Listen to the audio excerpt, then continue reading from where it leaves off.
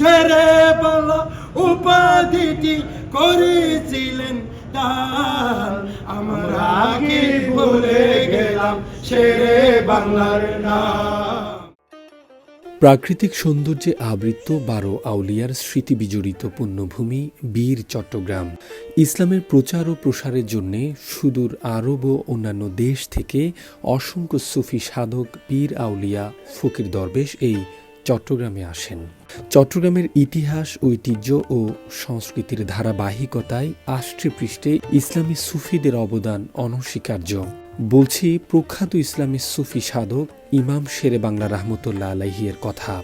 হাটহাজারী উপজেলার মেখল গ্রামের এক সম্ভ্রান্ত সৈয়দ পরিবারে 1906 সালে কোনো এক মহিমান্বিত মুহূর্তে জন্মগ্রহণ করেন সৈয়দ মোহাম্মদ আজিজুল হক শেরে বাংলা রহমতুল্লাহ আলাইহি।